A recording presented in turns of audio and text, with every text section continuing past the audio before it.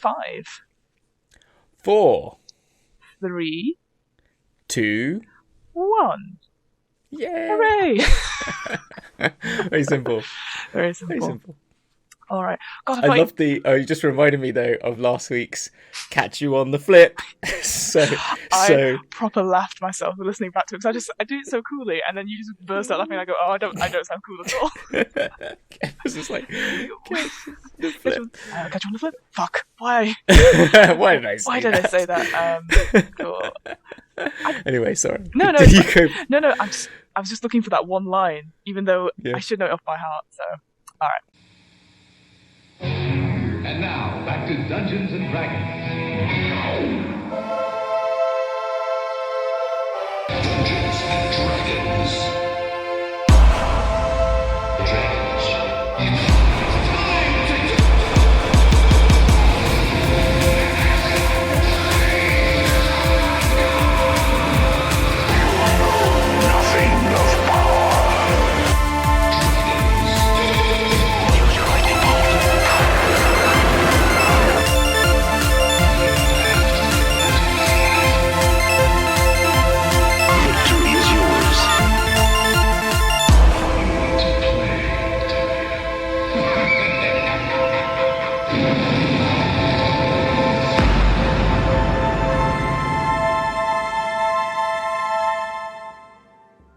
Hello and welcome to the DM's Book Club, a podcast where we read about some Dungeons & Dragons and discuss how we might include it in our role-playing campaigns.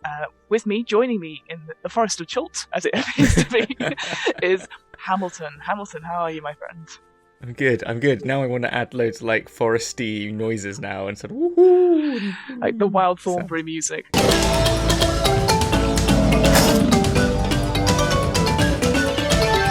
I've realised now, if I just shout out lots of references, they do appear in the video. So yeah, they do, yeah, exactly. Not making the whole point. Not making lots of work for our poor editor, but I just thought, oh. That was funny! You have made a very powerless enemy. Good day and be well. So yes, I'm currently recording from a meeting room in my office, because why the hell not? And I was. That's what meeting rooms are for, right? Creating your own podcast. Yeah, on my lunch break, why not? But also, it's really funny because I thought I'll go and have a look around, see what there is. And what it turns out is that our building has very kindly modernised everything to include glass everywhere. And I was just like, I don't want to be. First of all, I don't want to be put on display whilst talking about D&D, even though I would do that normally. But also, the reverberation of the glass is just. For maybe it doesn't matter for video, but for podcast listeners, I feel you. So I've done this pre-advance, even though it means absolutely nothing. Well, it's very thoughtful of you. Thank you. And how are you, Hamilton? What have you been up to? Curse of Strahd last night was just dire. You saw it in my chat in the Discord, and I was just, no, I'm not. I'm just like, I want to get out of this fucking house. It never lets you leave. It doesn't. I was literally like, it's like everyone was like going like, I've been literally the person. We've been in we had 6 sessions without a long rest, okay, and I'm fine about it. But I was down 3 times in a pace of about 10 rounds. So we had a bit of combat. I was down. I got raised, and then we did a little bit of role play. Then there was a combat. Then I was down, and then we had to get through some fucking doors with spikes. That then I was like, I have a dex of 0. I finally got chainmail though. Perfect. Bloody hell! I'm sorry. I was a paladin with.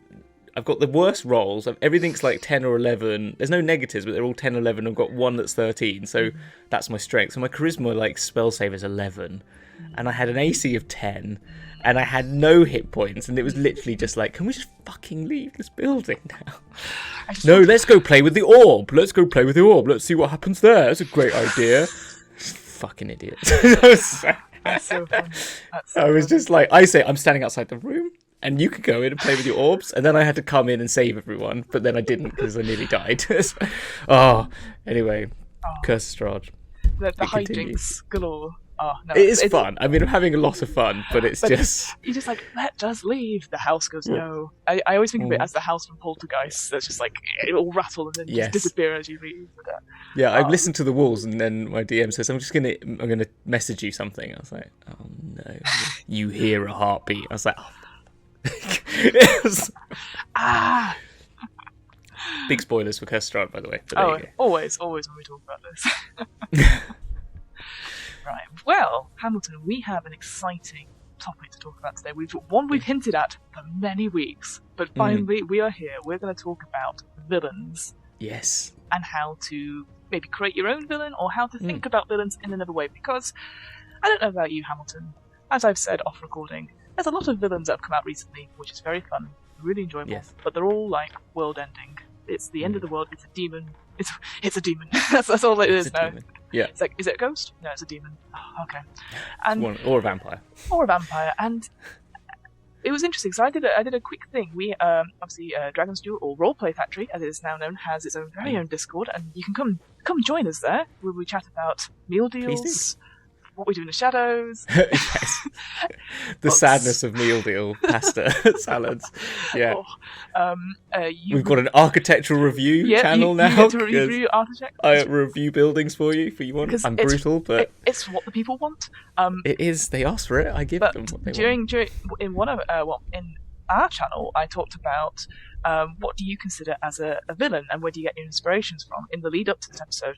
And compared to where all the books are sort of saying, oh, it's going to be a high-powered deity, it's going to be CR20, have all these powers, they're spellcasters, they also change into monsters and polymorph, etc.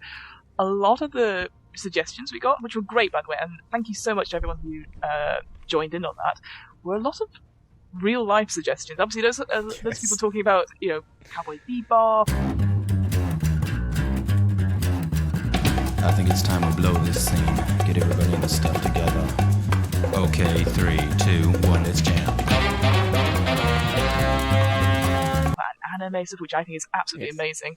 But people going politicians, like I know I put in Priti Patel and and Boris Johnson, lots of Republican, obviously presidents or past presidents and politicians and stuff. And you're like, yes, because that's for us is what we see in real life as true villainy and stuff. Like, I mean, we make jokes all the time about current UK government being evil because that's what we see. That's what's impacting on our lives. So I thought we'd talk about villains that we can take from real life and from TV and stuff like that, which are, at the end of the day, they're just men and women, or they're just folks who could just be you. And that's what I love about role playing games. I love having villains that you could easily become one. So yeah. So what about you, Hamilton? When you think of villains, who do you think of? What if you were going to put villains in your game? Where would you start? Where would I start? I mean, it depends on the game. I think a good, if you're going PG-13, I think Disney's a really great starting point, Absolutely. isn't it? There's so many. They've got some great ones. They've all got their own sort. Some of them have got more in depth to them than others. Some are very flat, but there's. Cruella de Vil's quite a classic, sort of just flamboyant, and just the interactions, particularly I'm talking in the cartoon movie, so that's where I get that from, as more than the later ones. But that sort of doesn't really care for people, really just self-interested, and then it's got this quite devilish, with the name, but this sort of even devilish more, desire for beauty and costumery, and therefore is willing to do some bad things to very lovely dogs in order to achieve her visual requirements, basically. So but there's something about that sort of just pure selfishness is what she is, and the way they play them all the way through that, her relationship to the mother of because she's meant to be a friend of the mother of and Anita. Yeah, Anita, that's it. Thank you. And so and the way she just disregards her whenever she's there, and is all it's just really well put together. So I think those ones come to mind. And I think that's a really interesting one, again, because I was just going to point out that connection, you already have it with, if you were taking your adventurers, if you sort of extrapolating it, obviously, you're maybe not playing dogs as adventurers, although I'm sure we'll talk about Pugmire at some point. Yes. But the fact that you're sort of the main characters of Pongo and Purdy, and then you've got the two humans who have this connection to the big bad of that film, and there's sort of, it's an everyday connection, and like you said, there's that sort of disrespect, that sort of that connection, which dogs don't really know about, but it's already there right from the beginning. And I love that idea of you have the big bad from session one, they are a friend, and then they turn against you, or they've just always been there, and it's that sort of slow realization place. I think that just makes such a a bigger impact on stuff. Like for me, yeah, Disney's a really good place to start because I think it's first of all cartoonish in a sense, but also there's that want and need that is so clearly signposted. It's very emotional. So like for me, I was thinking about like Ursula, who the sea witch in Little Mermaid. Like there is a lot of fan lore on Ursula as I discovered. Oh really? Oh, okay, yeah. But like again through all this sort of stuff, like what she wants is to get one over on King Trident, and she does that by torturing Ariel, essentially, like taking her voice and all that sort of thing, and then taking away her dream of marrying Prince Eric by impersonating her with her voice. And it's all very devious, and I like that because it's just very simplistic. It's like she's clearly evil, but it's one of those things where the adventurer or the protagonist doesn't know it per se. But if we go back to our episode we did about the hags, the reason they're so successful is that people still come back to do bargains with them, even though they know the bargains is not in their favour. They're, this time I'll win out, and it never will. And so I quite like that as a concept. That sort of like, you already know them, you maybe know that they are not a good person, and yet you have to live with them in some way, or they're just part of your everyday life or your sphere. Like, even if it's a small indirect link. I always think that's a really good one. The thing to pick up on that is that some of the things that they do are very humanly evil. And you're saying like the emotional basis, like impersonating you is a horrific thing that you can really understand, as anyone can sort of get engaged with. Like someone pretending to be you is something that you could all have this idea of, and I think that's what's great about them. And they give you those ideas which they're not too aggressive and imposition, but they're something that are very personal that you can attach to.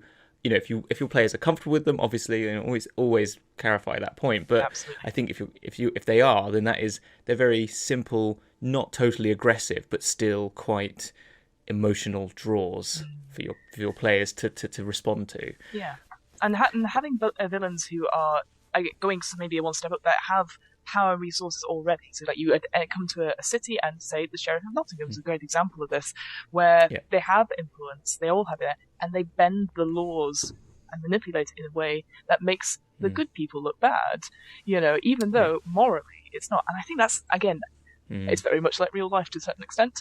You follow all the rules, but then the rules don't really help you, they help other people.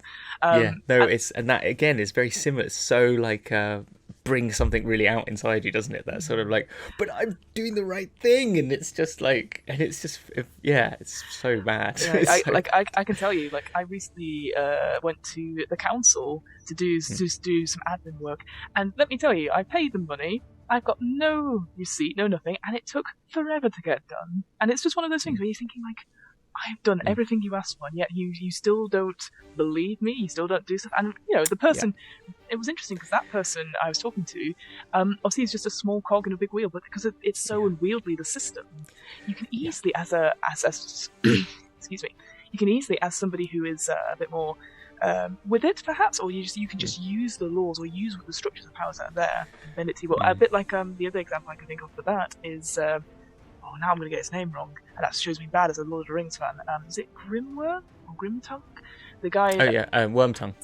I was close. Grim. Yeah. I mean, he's very grim. Wormtongue and King. Oh God. The King of Rohan. Let's just say the King of Rohan. King of Rohan, and you can see, because that evil influence, that corruption, like this person isn't a deity. He's just an evil sort of psychic that's just whispering bad things into it, and it just completely transforms the King of Rohan. So So that's very true. You did. I think the thing that you made me think of there as well, and this is funny. Before we go on, is I actually played a villain on stream the other day, and I didn't even think to. Yes. What? How random is this? Very random. Yeah. So I was on, and it made me just, when I was talking about earlier, I was on a Wheel of Time show that Play Nerd Allies were doing. It wanted me to come on just as a guest character for whenever this villain was going to be revealed. And it was a very interesting experience. But the villain themselves was, they were, it was called The Rise of Blackadder. It was all leading up to the new Wheel of Time show, so it was like a prequel to that. Anyway, so then they'd been working in this city where things were going a bit funny and something was happening, and there was a male sorcerer somewhere, which is in Wheel of Time, male sorcerers are go crazy and kill everyone, basically. And so they were there, and then they befriended a young orphan boy, well, adult, like teenager, who was helping out the orphanage, and there was things going wrong in the orphanage, but they befriended this one. Turns out, I'm this guy, I'm really actually a bad person in disguise. And like, it got, I mean, I didn't, it was they gave me quite a dark backstory, it was pretty bad. Let's just say Anakin Skywalker sort of levels are bad. Yeah, and it was quite, and like, so I normally don't play very, I play very happy-go-lucky games, so I'm not a really evil person, like, in my D&Ding, but it was quite fun to have to just embody and act this very villainous character. I was the only British person on the show. I'm not surprised. Do you know what I mean? Classic Americans hiring a Brit for a baddie. They're like, we can't get Alan Rickman anymore. You can't get Alan Rickman, you get Hamilton, exactly. So, but it was quite, and we were playing a narrative combat instead of actual full-on D&D combat. So I had no sheet, because he said, you are OP. Basically, I'm like being given the gifts of the Dark One. I can do what I like. And also, they just wanted to make this like it was an epic battle. There was loads of things, but anyway, I had to be narrative. And so he said to me, "Look, I want you to kill all my players." Wow. And so and you've got to do it in the most evil, villainous way. And I was like, "Oh my gosh, how do I get into this mindset?" And then you start thinking like it, and you were like, "Okay, so we've got I don't know how much you know Wheel of Time, but there's people called Aes Sedai who are the female sorcerers, and they have these things called warders, so they can bond with." Others that they can have who are non-magical to like give them strength, gain strength back, and it creates it's a very particular bond. It's like stronger than marriage. A lot of them do marry in the story. Anyway, so I thought, well, he had this way. He said, like, I want you to like really hurt them. So I thought, well, the better than going after the magic user is to go after their warder. Yep. And the people playing the warder and the magic user are married in real life, and literally I've never felt so. But like afterwards, I must admit they came back and said like it was fine, like we were signed up for it, we knew it was happening, but I basically mind warped everyone, told them that the warder is a Trolloc, like which is an evil like horned beast. And so everyone turned on him and started attacking him, and he's going down with arrows, and it's like he's running away, and then she's like actually like it was like really horrific, and actually it was emotional for me, for everyone involved. It was like I've never been so emotionally involved in a character, but the gameplay and the experience was just after that he survived fortunately, but the Aes Sedai said, like the female sorcerer said, I'm gonna freaking kill you like me, and literally burned up all her energy and which was a beautiful moment in just destroying me, Absolutely. And it was just, and the minute I turned up, I was like giving them like one-liners and quips, and they were just hating me, but that just turned them until they were like, you're dead. And it made such a great experience, but I've never felt so awkward in my life, but it was part of it. And what I'm trying to say is that I was reticent about doing it, and in the moment it was quite difficult to do because it's not something I'm not usually doing in my games. But it was something that the DM and everyone was aware was going to happen, like bad things were going to happen. And then so obviously going through those steps, getting yourself in a comfortable position, and then allowing yourself to be there can create some incredible moments. And literally the DM was amazing, DM Carl. He made this monologue at the end that was like shivers all over the place. Like it was incredible, seriously, really good. Watch it if you have time. But anyway, it was just trying to make a point on how to do villains and to sort of engage with it. Really go for it. That's because awesome. It can be great. I love that.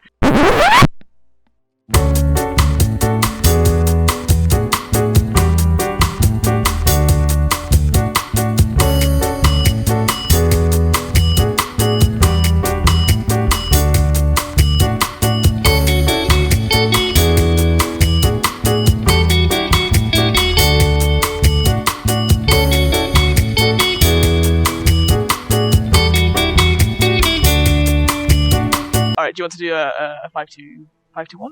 Yes, let's do it. Yeah, okay. 5. Oh no! 5. 4. Oh, okay. Shit, I wasn't ready. 3, 2, 1. Hooray! I think that just explains everything. I think that's explained everything, right? Yeah. Hi everyone, we're back. Sorry about that. We've got video this time. We've got video this time, and I've also moved slightly more. But there's forest shot. You need to see it. Yeah, and you would not have known that we moved. We could have got away with that, Could have, to be honest. But I just said it aloud, so it's fine. So, going back to your point though about yes, I think that's a very interesting thing you said about how it is to play a villain, like on the sheet, perhaps, and like these things. But then you as a player, or you as a DM playing it, and it's interesting because when I've spoke to improvisers, when we're doing scenes, when there's someone that is a villain in a scene, and this could be anyone that's like, proper super villain, like Lex Luthor type, or just somebody who's a bad person in the scene who not necessarily saying horrible things or doing horrible things, but just is like you're like, oh, what an asshole. And lots of people, certainly in improv, are like, I hate doing that because I don't want to hurt people. I don't want to be, I want people to see that I'm a nice person. And I want to drill down the fact that what was interesting what you said is that we had a lot of fun. The game was amazing. It was such an experience.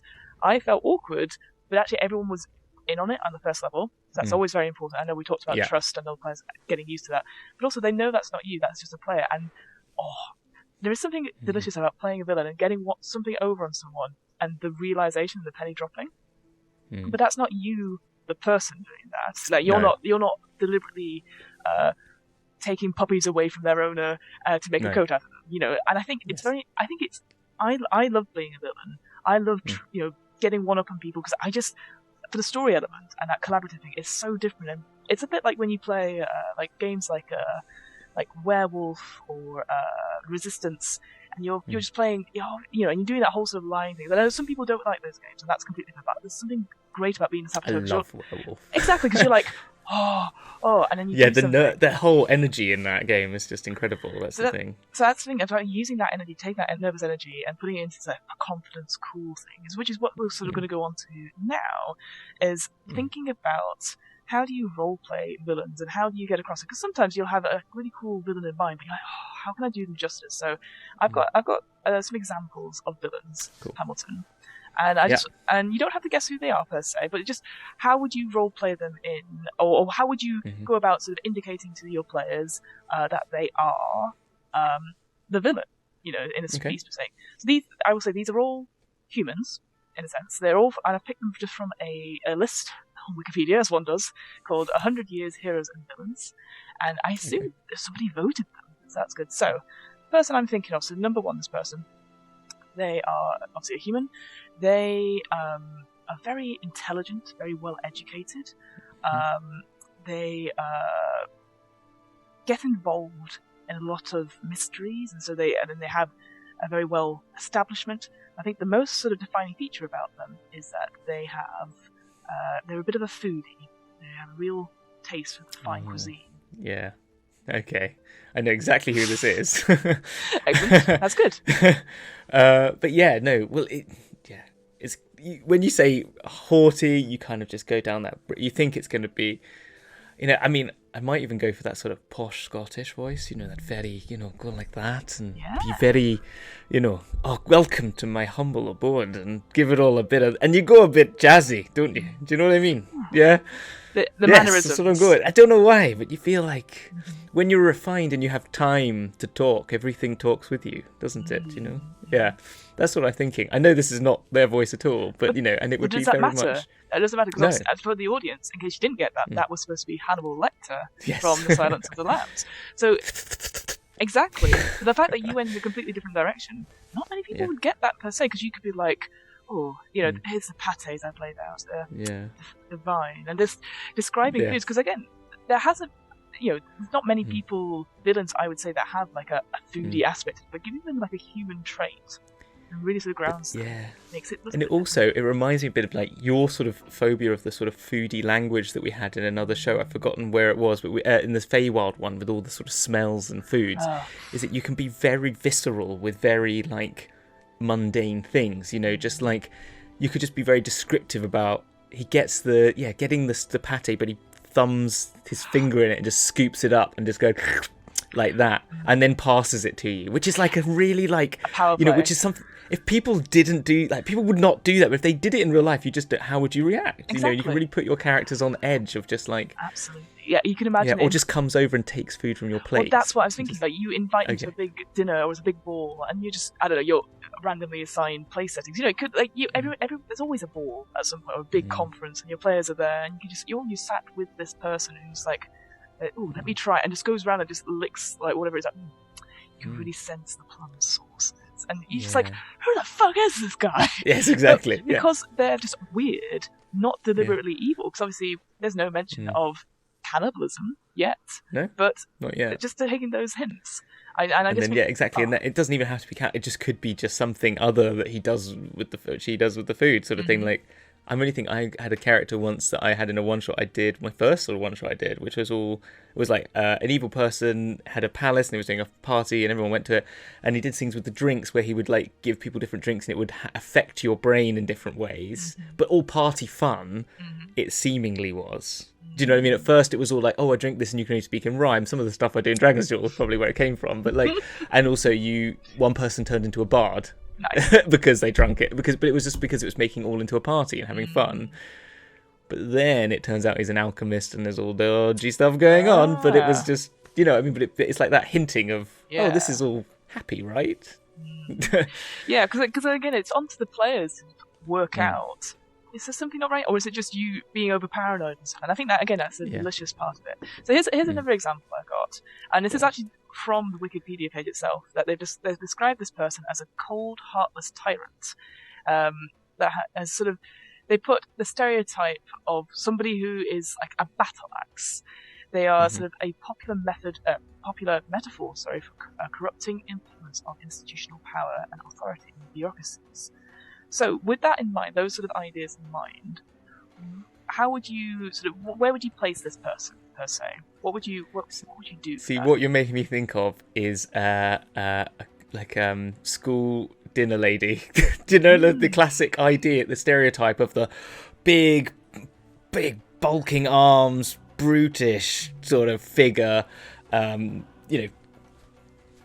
hairnet tied really tight around the head, sort of just like, here's your dinner sort of stuff, given that, that's kind of, and that's sort of that bureaucracy, but less like stupid school bureaucracy of like, you can only have one of these sort of things. Like, please sir, can I have some more sort of idea? That's kind of where it's taking me to. You know what? That is so. It's you're on the right track. I was taking this from Nurse Ratchet from One Flew Over the Cuckoo's Nest, who is basically she's the head nurse who's like controls everything, and she's very more demure, perhaps, but uses that thing. So I love that idea that you've taken that but gone completely in the opposite way. Like it is more obvious the sort of brutish nature of it. But that's the thing. That just a description like that really makes it different, doesn't it? I didn't know who that was either. I had no idea who you were talking of. But now you say it, then that's kind of similar to Miss Trunchbull. Yep. Weirdly, I thought you were using which is kind of interesting as well. And again, I don't know. It just that there's an asexuality to the terminology, and I even thought it was quite a masculine person you were talking about. But my mind went to a feminine sort of character. I don't know. Weird. I think maybe the psyche. I don't know. Well, no, but isn't that interesting as well? Because like again, I think a lot of the times, and it happens with me all the time, is that I refer to monsters or big bads as he, or and I've been trying to get away. I mean, I know. Well, shout out to Derek from How Not to DM. He talked to somebody whose name I completely forgot, but has made She is the Ancient, which is about gender flipping quite a number of the Curse of Strahd characters. I know we always talk about the Curse of Strahd, but I think it's such a good example. It's really good. Because I think it's funny because I think I've never really with villains. I've equally got female and male characters, and actually I'm trying to there's got to be a couple of sort of gender neutral ones but they're mainly coming from a more spiritual level, higher level deities, sort of the sort of Indian mythologies and the sort of Egyptian mythologies that sort of bring those in a bit more. But I don't know. I think Cruella de Vil is equally on par. And it's all this sort of great, as I say, the Disney ones that sort of speak to me. There's the Maleficent. I mean, she's the ultimate. In the team, if you're putting together the fantasy football team, I put her as top. You don't mess with Maleficent. She turns into a fucking dragon, But again, nice note to that. So like I said, we looked at sort of other villains who are monstrous and things. Obviously, we've mentioned Strahd, who is a vampire. But that idea of taking something, like a famous monster, like Strahd or anything like that, and go, okay, so what kind of villain is he? Like, oh, he's a vampire, he sucks blood, blah, blah, blah. But actually, okay, take the vampire aspect away, what do you have? And again, I'm not spoiling it for anyone per se, but when you read his sort of, his ideals, or like, he wants something. And he will do anything he wants to, destroy it. He is very manipulative. If you think back to the actual vampire stories, obviously they're very sexual. They have lots of partners, all that sort of thing. So instantly you're building up this image of somebody who's very affluent, very in control, very smart, that sort of thing, and also just happens to be a vampire. And I think that's the key thing. It's like if you find a monster that you want to be the villain, have a look at some of the films, but then just go, okay, just pretend they're not a monster. It's like, pretend they are the Michael Caine in the movie of Christmas Carol with Muppets, Yeah. Like just try it out. So like, for example, I've got a monster here that I've picked that I would use as my villain. And here's my sort of description I put down. So again, they're sort of a go-getter in a sense. They want to get ahead in life. They don't have much with them, but they are very influenced, and they can take on anyone, and they will do anything to get what they want. But they can be controlled if you know how to.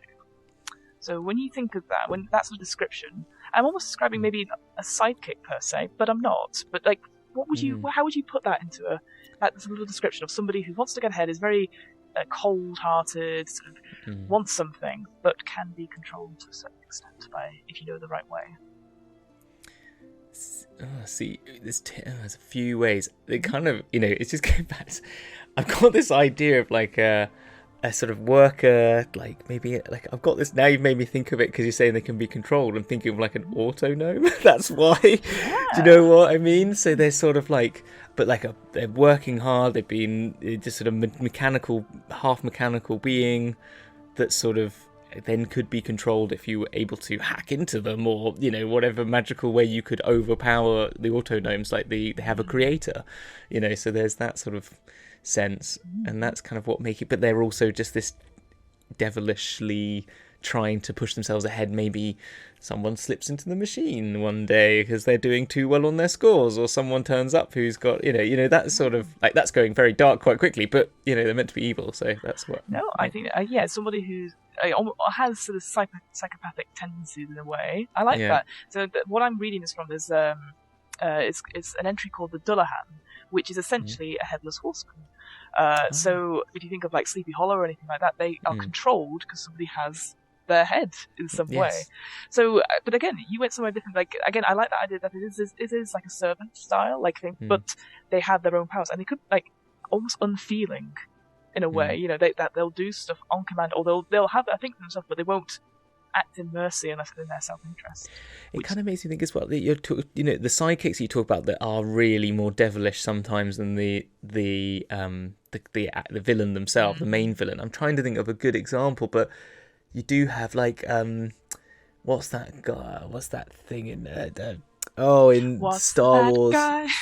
Jabba the Hutt's little. The sort of thing. I can't remember his. I've forgotten his name. Salacious Crumb. There you go. Yeah. Who's equally as sort of like vile, in sort of the way he acts and stuff like that towards everyone, as much if not more than Jabba, because Jabba's just sort of chill. Do you know what I mean? He's evil, but he's just sort of chilling there and just just kind of being a bit of a glutton. But there's but yeah, Salacious Crumb is just so snivelly and sort of like But again, that's interesting. Again, if you're thinking about villains, like who are their second in command? Do they have their own agenda? And sort of balancing it in some way. So I think that's such a good example, having Jabba the Hutt, who's so in control, so powerful, not worried about anything, just can sit back all day and just like entertain me, because they can just be like, oh, that doesn't entertain me. The pit for that person, exactly. And that, I think that's such a different way of thinking of villains that isn't necessarily I'm going to do all these plans and scheming. There isn't, because obviously he's just like a warlord or like a trader or what, I can't remember exactly the terminology, but there's sort of like I own all this stuff what are you going to do about it? You know, like. So I think that's an interesting way. So there's some different ways of thinking about it. But I always think that exercise of like taking a monster you want to be a villain, or taking some like a famous person from the film, and think of like 3 distinctive things that are human about them, or I say human, but like something that you can see that happen as a general trait. I always think that's quite good, and at least one of them should be a want in some way. They want this, and and how did they get about it? So so let's go on to then creating our own. So the DM's guide does have It does. some. We'll share that screen now. Oh. So in the DM's guide, it's sort of what I'm going to take this from, Hamilton, is this is designing NPCs. Designing NPCs section, which talks about like making NPCs in general. So it sort of goes through like quick NPCs, detailed NPCs, and then adding on to villainous in a way. So I thought we'd just go through the whole lot essentially. And if you've got dice there, unfortunately I don't have any at work. Dice. So looking at the detailed NPCs section, it talks about occupation and history, appearance, abilities, talent, mannerisms, interaction with others, useful knowledge, ideal, bond, and the full secret. So those are a good way of just building up someone who is just like you or me. But then we can add some villainous stuff in the end. So the first thing, I want you again. This doesn't involve dice, but the first thing is occupation and history. So in one sentence, can you think of someone, either a celebrity, somebody in life? You don't have to name them. I think that would be important. You can just think of somebody that you, probably not someone you know, but maybe someone in the public eye, that you could describe who they are and a little bit of a history behind them, like a sentence or two. Oh my gosh! You want me to do it? Why do you want to do it? Do you want to do this stuff? Okay, I'll do this one, but you have to roll the dice because I don't have any dice with me. Okay, yeah, that's what. Yeah, okay. Okay. Do you want me to ask you the same question? Yes, please ask me that same question. Go for it. Yeah. Okay. Fine then. Okay. So Fiona, hello. Why don't you think of someone in the public eye that you don't necessarily know, who's not your boss, who has an occupation, and that you can give a little history about that we could use as a sort of character basis for this NPC villain. Okay. So I'm going to go for, I know we've talked about before about people using politicians and stuff, so I'm not going to use a politician for that. Yeah. I am going to use, I'm going to say a journalist.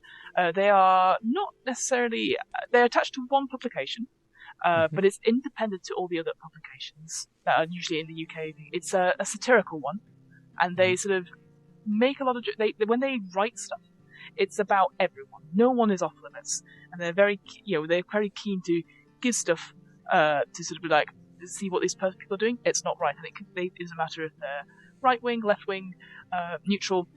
Everyone's up for grabs. So I think about a sort of, I guess I was going to put it into a sentence, like a newspaper editor who focuses their work on anyone and exposing everyone else's secrets for their publications. Yeah, I like that.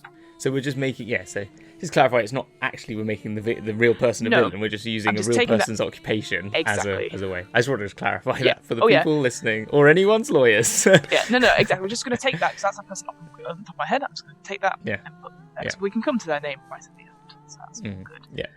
And I'll say as well that just looking, because it says like have they served in the army, been imprisoned, or adventured years ago. This person's never adventured. They've all they've ever done is write about other people. Write about other people. Yeah, everyone's a critic. Okay. Exactly. Appearance then. Appearance. So yes. So this is. Yeah. Did one sentence describe the NPC's most distinctive physical features, or you can roll on the timetable now. I would suggest you roll. So it's a D20. Okay. D20 then. Okay. Right. Here we go. 13. 13 is bald. Yeah.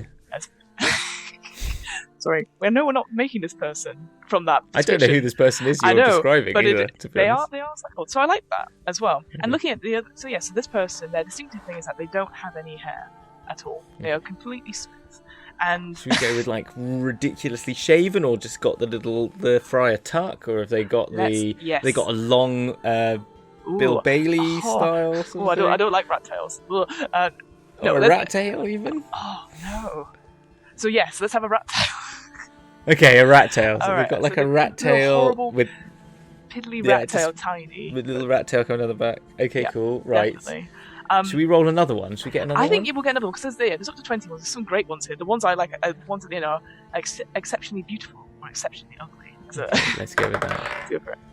Oh, I rolled a 13 again, so they're very bold. Bold, they're very bold. They're everywhere. Smooth. 10. A 10. Tattoos. Tattoos. Ooh, I like that. Okay. So maybe then because they are in publications, I would say that maybe they are not necessarily a walking advertisement for their thing, but they definitely have almost like a business card type thing, maybe on their arm or something like that. So when they're like, What about every like headline they've made is tattooed on their chest or ooh, something? I like that. Yeah, on so their all everything that's like been a big seller, like big news. Yeah, I like that. Yeah. Like just tight. on their chest. Oh, I like that Yeah, because then you have those images in films where they do a spin. And it's like a massive headline, even though there's no such thing as massive. Yeah. Yeah, because otherwise he's just covered in like massive headlines. Like Yeah, it has to be lots of little ones, hoping that they do a lot more. I like that. No, great. I love that. Yes. So so just like on the chest area, always headlines. Yeah.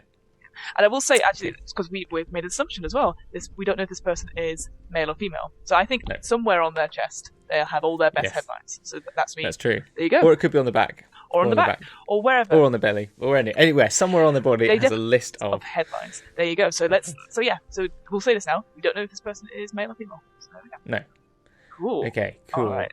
Moving on then, so abilities. So you don't need to roll abilities for this just yet. So again, this could be something you do much later when you're creating the villain. But they should be noted if they're above or below average, great strength or monumental stupidity, for example. So this requires some d6s. So let's roll one high ability and one low ability just to get us going. Okay, one high ability. 6 charisma. Ah, excellent. So yes, these people are Interesting. persuasive, forceful, or board leaders. So yeah, you can imagine that if they're in like the office or something like that, this person's like, going ahead.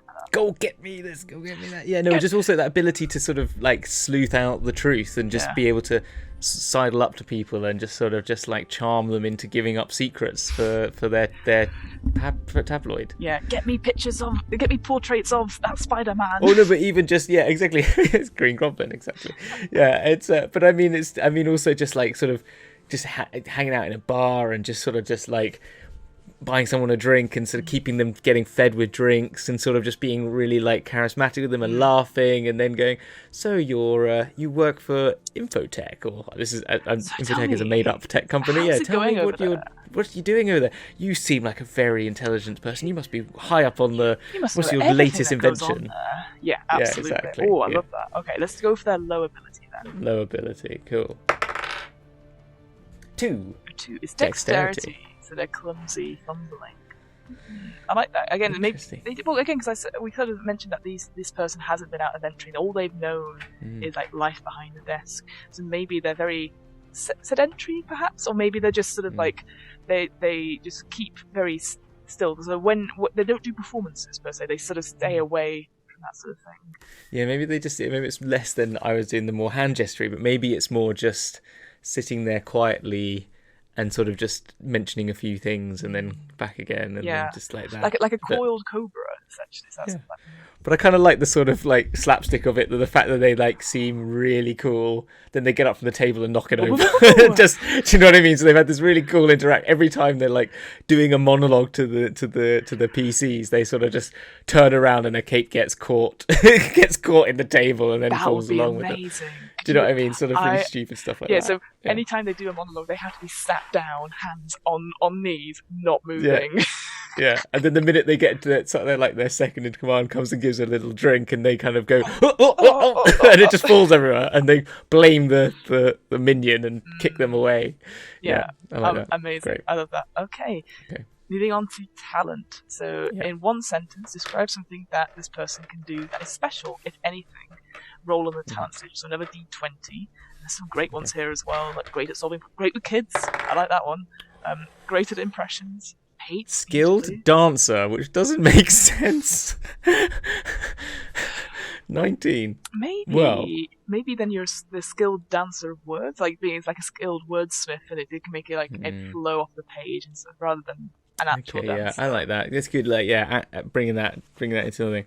Or they were a skilled dancer. Ooh, and they're and something is like they've like lost the ability somehow. Maybe they've been cursed. They were a skilled dancer and they've been cursed with with 2 left feet or something like that. And all they can do now is just write and accuse those who can get up and do that. Could have been a contender. It could have been a dancer. Oh, I like that. Yeah, like that sort of history of it. Yeah, I think that's awesome. Yeah. Love that. Okay, Love that. cool.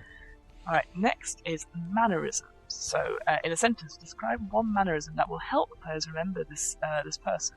So we'll roll on the mannerisms and quirks table. That's another D20. And again, there's some great ones here. 15. Stares into the distance. I guess that's quite tricky, I think, because I would assume this person pays attention to everything that goes around them. That's all right. Reroll? You don't have to stick with your rolls, do you? No, you don't. Well, I mean, is there any one of these that does? What would you go for? I love number 20, which is twirls hair or tugs beard, even though they don't have any. So it's like that horrible little rat tail at the back that's twiddling. I think. Oh, but you know what? Just because it reminds me of Princess Bride in a way. There's frequently uses the wrong word. So like that whole inconceivable. Inconceivable. So, I don't think you know what it means. Oh, you need to watch Princess Bride if you've not watched it. Oh, I've Hamilton. not watched it yet. I know, it's on my list. I know, I feel like I'm failing D&D when not watching it. So it's great. It is great. I think I would... Oh, man, but there's so many other good ones here. Maybe, let's, I think, go for number 5, which is enunciates overly clearly. So I love that. Just certain words that you could do. Is he RBBEG? Because he... Hello? No, but just because we go... What was he had the other day where we were trying to say benevolent? And it was just he'd go, benevolent. Yes. Yeah. Maybe, again, for the role-playing aspect, you write down certain words or catchphrases onto a list, and you can always just look down and go, yes. Bob. Get your Blackadder in there. Absolutely. Exactly. Yeah. Alright, moving on to interaction with others. In a sentence, describe how this person would interact with others using the interactions traits table. An NPC's can change. An NPC's behavior can change depending on who they are interacting with. So I think this is quite good. Again, thinking of status as well, is that the higher status you are, you might look down on people, but you might not look down on people. So I think it's very good to be like, how does this person see themselves in contrast to other people? Which is awesome. So this is a D12. Let's do it. 5. Curious. It makes sense in a sense, like they're looking for information. They're all going to wheedle their way to try and this could apply to every person they're talking to. Trying to find out that. What do you do? Yeah. So, where are you from? What do you know? Do you know, sort of thing? Yeah. It might be just even like go up to people blazingly and go, tell me something interesting. Yes. That you know. Do you know what I mean? Just What a great phrase that they just appear at the wall next to you and you go, so tell me about you. What is it that? Tell me one interesting thing. What makes you interesting? What makes you interesting enough for my time? Or you could now just print out like a list of job questions, interview questions. Like, so why do you want to work for my company? Like that's Exactly. Tell me a bit about yourself. Where do you want to be in 5 years? I had that in an interview recently. Literally had the where do you see yourself in 5 years? I was like, okay, this is a bit too cliche, right? Come on. It's awful. I hate that. Next is useful knowledge. So in a sentence, describe a bit of knowledge that the NPC possesses that might be useful to the player characters.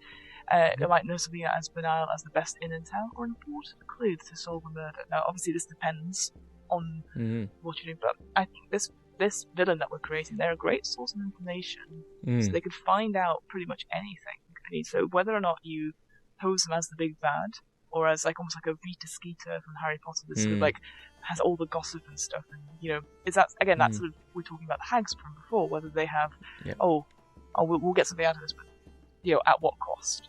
I think that's not an easy one. What's the character in Sherlock who's got the Mind Palace? Sherlock. Apple. Sherlock themselves. Oh yeah, no, but well, Sherlock is borderline villainous, but no, as in he goes up against him, and it's in that Christmas special, and he has the really modernist house, and they think he's got a vault full of all this information, but it turns out it's all in his head. Oh yeah, it's been a long time since I've watched that episode, but yes. But reminds me of that sort of thing. Yeah, has these just knows and has the information to get behind everyone, just to manipulate everyone, so can just go up to someone and say I know about what you did last summer, basically. Oh, I love that. sort of thing. Yeah. All right. And then you've got ideals. So in a sentence, describe one ideal that an NPC holds dear, which governs their greater actions. Blah, blah, blah, blah. It can connect to an alignment shown in the table, but also these are only suggestions. An evil character could have a good ideal. You see what I mean? Mm-hmm. So roll a d6 on the first one, and we'll. Hang on. So they've got tables that are 6 in a sense. So obviously from evil, neutral, good, and then chaotic, lawful, and neutral there, and then other ideals as well. So is there a table that you want to go for, per se? Sure. What if we roll 2d6? Okay, and then pick one from those ones. Yeah, that sounds good. There you go. Yeah. So 4, which is chaotic, and then 2, creativity. Creativity as their ideal. So I guess if we're going from they see what they're doing as art. Yes, I think so. It's that sort of freedom of expression, right? I am free to criticize what I think, and it is as an art form in itself to be the perfect critique or critic of something, even if it's somebody's character. Of humanity. Yeah. Oh. Yeah. I am the critic. I am the critic of humanity. Nice. Do you not know who I am? Toss exactly. with the hair. Yeah. Oh, no hair. Yeah. I keep forgetting this person doesn't have any hair. No, it's got the rat. They got the rat tail. Okay. Penultimate one is bond. So in a sentence, summarize people, places, or things that are important to this person. This bond table can offer some suggestions. So this is a D10. So you just go and roll that. Need to find my D10. I know, using all the dice for this one, which is nice. I should have a 10 and a 100. That is a 10. There we are. 7. 7 is protective of a sentimental keepsake.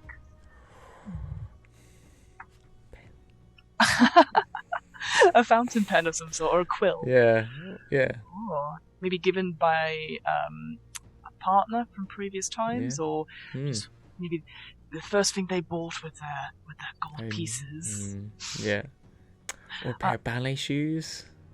Ballet shoes? I think pen would be better. Just because they used to be dancers. No, I like it. That's why. There's a reason for it. I think what I see with the pen, for example, if we were going to make this person into a spellcaster, that could be their focus in some way. But again, maybe that is making me a bit. Is it Rita Skeeter who's got the pen that writes itself, isn't it? So yeah.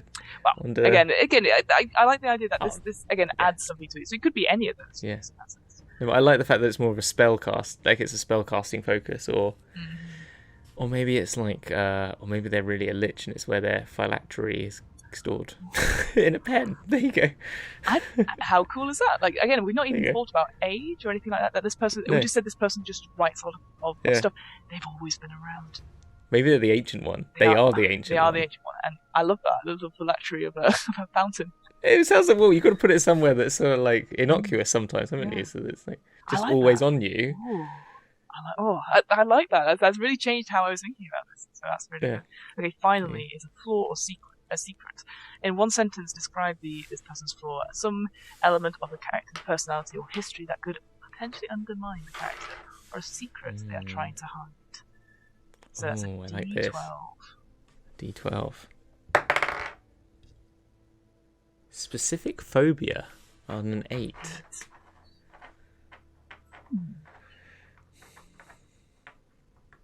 That could be quite tricky, I guess, because of course, as soon as the players find out what that is, they're like, yes, spiders. Well, it's like Indiana Jones and his snakes that you just think there's something about it. He's a foolhardy bravery is another one there, but that Indiana Jones is comes across as brave, unnerving, but the minute snakes are involved, it just falls to pieces, and it's that sort of similar. I guess for me, I would be like maybe again, depending on how your players find this, again having the boundaries check, maybe heights or even claustrophobia, perhaps. So this person never takes the fantasy lift, or isn't. They don't. They're always on the ground floor. They never go up. They don't go out onto a balcony or anything like that. Yeah, it's something like that rather. Because I usually always go to animal phobias or like something like that. But I think actually maybe something being environmental. Like alone, even like always wants the story, so can never be alone. Like just can't handle not always being. So then you. Yeah. I don't know, it's not that idea. No, but like is always at parties, but is never seen by themselves. So they always have this sort of entourage. They're never on their own for too long, which could make sense, I guess, for lich stuff as well. Like you can have little minions and stuff like that, little bodyguards. So yeah, there you go. So we've few of them. I like all of them actually. Being on the ground floor is quite a cool one as well. Like I guess it's one that is not necessarily obvious. That's it, exactly. You know, because then I guess with that, it's like, okay, so if they were going to have, say if we're taking that lich example for this villain, and you're like, okay, where's their lair going to be? It's going to probably be underground somewhere, or it's going to be on the ground floor. It's not going to be a mountain. It's not going to be in a tree or anything like that. So that sort of, again, shapes the rest of this person's world out. And that's, from there, you can create, they talk about sort of making encounters. So you have this villain now, and you can work out, okay, when do your players interact with them? Are they going to interact with them in the middle of this person's scheme, or has it already happened? And your players are like, are living in the aftermath and they don't realise it. So I think we've come together like a very interesting character, which he can easily be like a person. Because that's the thing, we've built up this person with human stuff, and then at the end you went, it could be a lich. That's great. We didn't even consider that at the beginning. As a result. I've even just seen the Beholder made me think, which I think that is Xanathar there. I'm not 100% sure, but a Beholder journalist would be really cool. That would be really cool. And of course, yes, little eyes. And Xanathar is also a really good example of a villain. As like is somebody who's at the the top of their sort of faction. They're doing deeds, but they also happen to be a monster that can kill you easily. And I think, and it's very obviously iconic the way Xanathar looks as well. So so you could take any of these creatures, but I always think you need to start with the human and build up. So having something like this little guide, or having a celebrity in mind, or having something, and you're like, this person encapsulates this emotion or this thing, and then work from there, and then go, and then they're this. I think that's always more interesting as a result. Yeah, 100%. Brilliant. Cool. Well, there is a section here under villains that are separate as well. Did we want to do those ones additional? You're gonna have to remind me which page or which bit it's in. Sorry. It's just a bit further on down. It has by the actions. It's just to keep your extras. Oh and yes, then it goes that's villains. right. Sorry. Yes, it's on a different page. It just gives them. We can do this off camera, but it says the scheme, the methods, and secret weakness. Yes. So we'll do it very quickly because I'm just aware of time. So that's sort of, obviously you use that sort of method to make the detailed NPCs as well as villains. But I think once you've done that, you then have this villain section and just sort of so here it's like the villain scheme essentially. So here it sort of fleshes out their evil schemes, methods, and weaknesses. Which again, if you're struggling to think, if you don't have something already, then you can always put them out. So at first we've got objective, and scheme. So if you roll a d8 and then roll, see what you get first. Roll a d8. And then we'll roll the other one. Yeah, it's very detailed. 8. Where did I put my d8? I can't see. Here it is. Right. 4. 4. So 4 is mayhem. Mayhem. Yeah, that works so well. I like it. That works so well. Alright, roll a d6 on top of that. So we're going into the mayhem table here. I like this because they're sort of like, they're putting out secrets, trying to create chaos. We had a chaotic thing of creativity. They want to just create this mayhem. I love it. 2. Enact the vengeful will of a god or patron. Now, I quite like that idea that this person isn't. Maybe they are a lich, but maybe they're not. Maybe it is a lich above them, or if they're a warlock, maybe it's like you were talking about the great old one or something like that. That through them they're having. So instantly you could be like, okay, this person is a warlock. This person is a sorcerer of some sort. So that'd be quite good. Yeah, and maybe that whole thing about the dancing stuff. They broke their leg or broke their foot or something, and then whilst they sort of like were recovering. this sort of sneaky little voice in their ear is like, you could do so much more. Let me show you and give you this power, and then build them up from there. I like that. Something to I think like about. that. All right, going on. I can help you ruin those who set you down and all that. Yes. Yeah, I love it. No, yeah, good. Creativity it has to be unleashed. It cannot be contained. That's Yeah.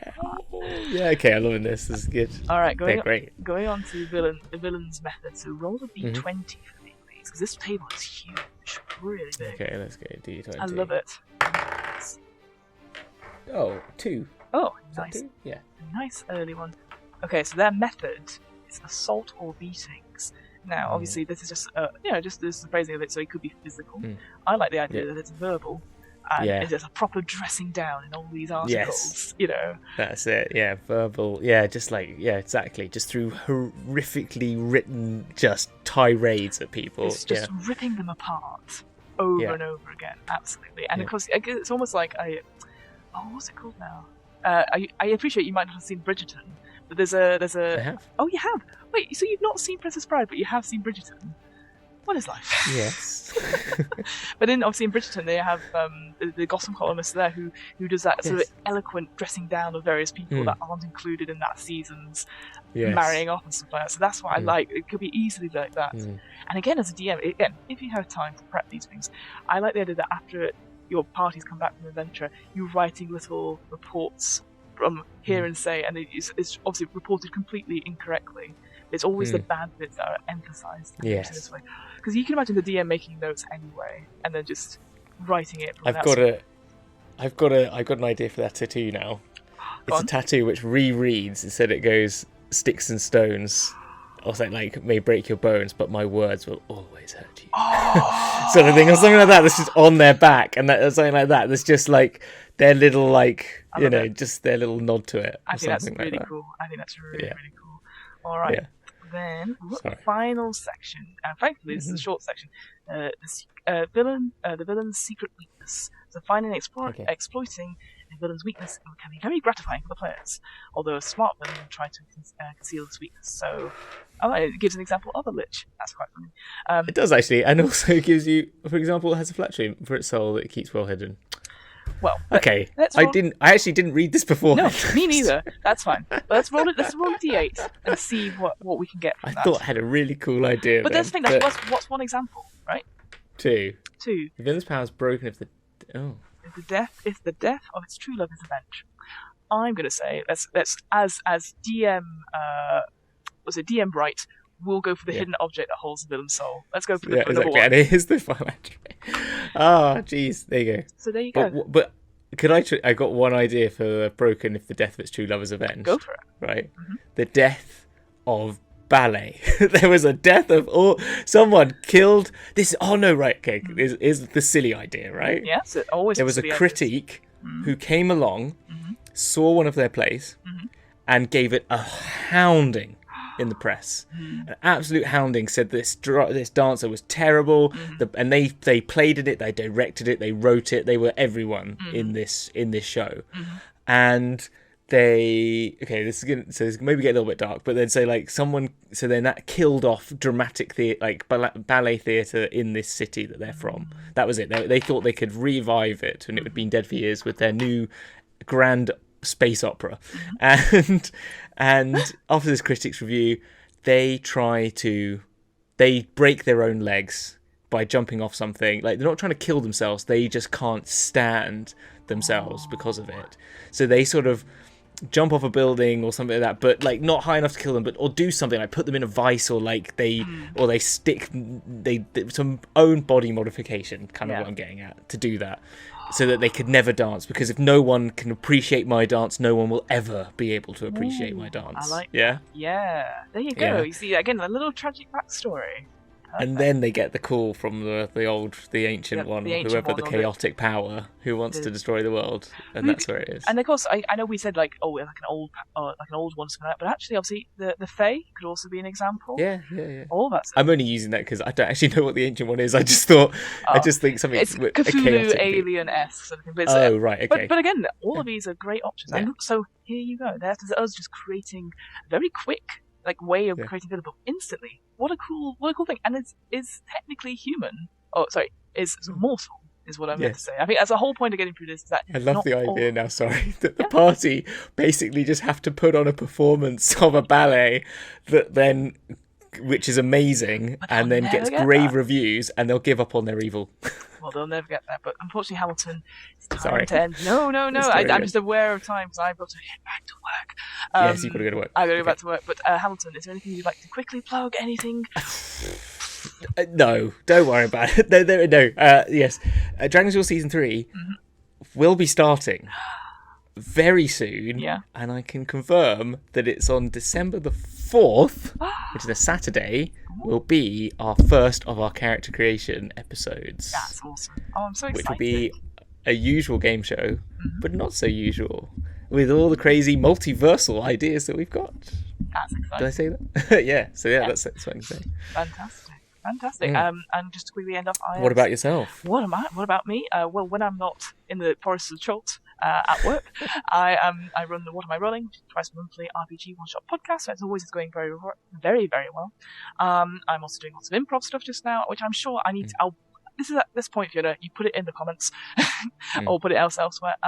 We also have an offer code for DM's Book Club at Third Space Gaming in Burnley. So you just type the offer code DNBC into checkout and get 10% off your first order. And hey, you know what? It's the festive season. You know, if you're getting gifts for people, maybe time to use that offer code. Yeah, 100%. Brilliant. Well, Okay. I guess until next time, folks. Next time. Next We'll time. see you on the flip side. See you on the flip side. Bye.